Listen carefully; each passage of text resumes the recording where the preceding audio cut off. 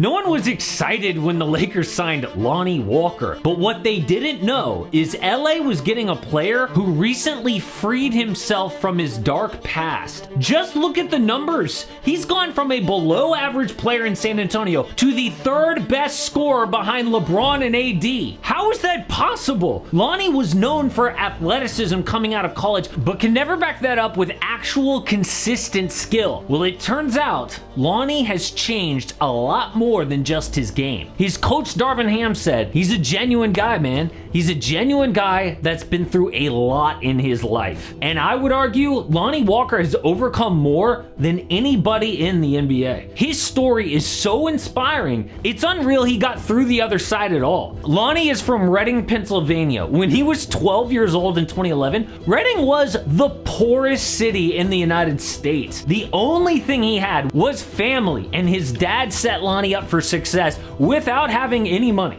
He made Lonnie read and write for an hour after school before training for basketball. They had no fancy equipment. It was literally the street outside his house and a park stoop to work on his leaping ability. So Lonnie made varsity as a freshman, but he had a growth spurt to over 6 feet tall, and by senior year, he was on national recruiting boards. 24/7 Sports ranked Lonnie 16th in the country ahead of Trae Young and Shai Gilgeous-Alexander. He led Reading High School to their first state title in their 117-year history. This is not some fancy prep school that some NBA players go to. Lonnie took a small, poor team to the top. He chose Miami for college as a 5-star recruit and entered the 2017 NBA draft, was taken 18th overall by the Spurs. Most fans just knew him by his hair. You couldn't miss it. It evolved along with his game growing up. First, it was an orange mohawk, and then a flat top, and then it just grew a life of its own. The Spurs will often take a project late in the draft so that they can develop them like Kawhi Leonard. So they sent Lonnie to the G League almost his entire rookie year. But in year 2, there were still problems. He shot 55% at the rim, which made him one of the worst finishers in the NBA. Other players can miss that close because they'll get to the free throw line. Lonnie barely ever got to the line. In an early loss to the Clippers, Greg Popovich ripped him in the media. I expect better effort, better awareness, and a better attempt to take advantage of the minutes that he gets. I thought he was non-competitive. That is a bad thing to hear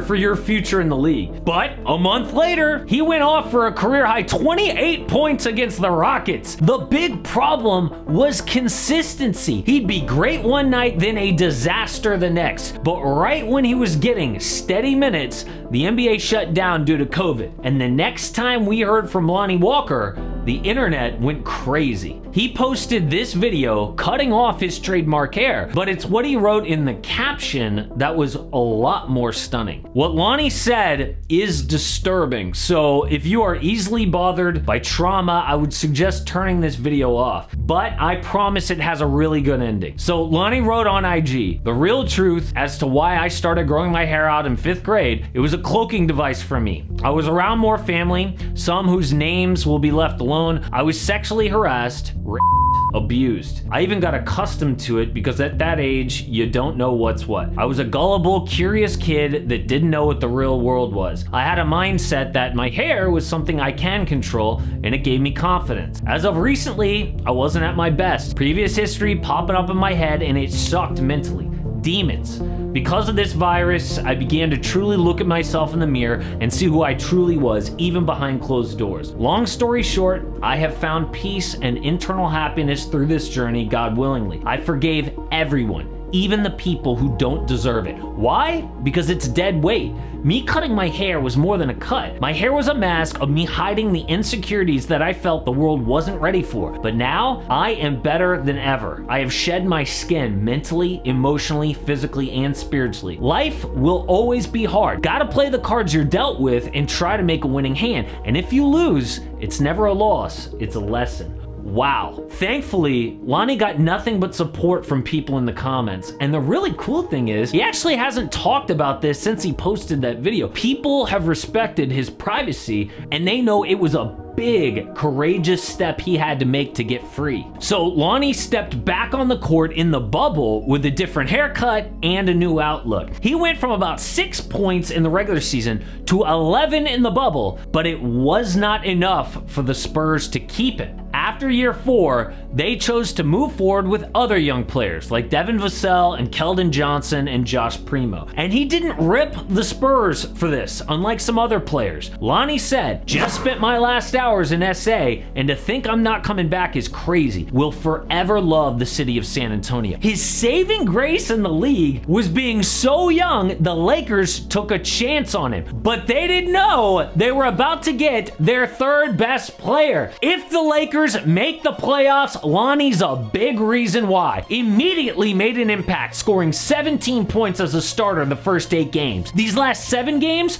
up to 20 points a game, 46% from 3. He is a candidate for most improved player. When they went on the road to San Antonio, it wasn't a revenge game, it was a homecoming. The Spurs played Lonnie a tribute video, and on his downtime, he passed out turkeys to needy families for Thanksgiving. Lonnie still gives back in San Antonio and back at his hometown Reading with the Lonnie Walker Foundation. A lot of athletes, by the way, have charities really for tax purposes. This one is different. Lonnie puts in a ton of work giving back to the community. Now at 23 years old, he is finally free on the court with starters minutes and in his mind. And I know you have to grow up fast as a poor kid trying to make it out, but I don't know a lot of 40-year-olds that are this mature. It's not just the fact that he got his story out there, which is huge. It's the forgiveness. I can't imagine how hard that must have been, but Lonnie's unconditional forgiveness set him free. The motto of his foundation is never give up, and that is exactly who Lonnie Walker is on and off the court. We've been through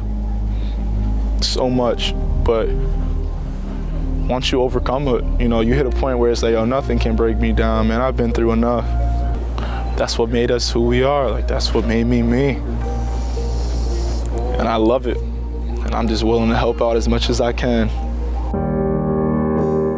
Man, if he is not your favorite NBA player after seeing this, at least your second favorite NBA player, he absolutely is one of mine. Dude is so inspiring, makes me not want to ever complain about anything ever again. And the cool thing is, if he is like Malik Monk, dude is about to secure his NBA future and secure a bag. Check out the merch store, by the way, that just launched right below this video. And if you want to see another inspiring NBA story, check this one out from this year. A dude who was trying out for the NFL and then 2 months later found himself a starting point guard in the league.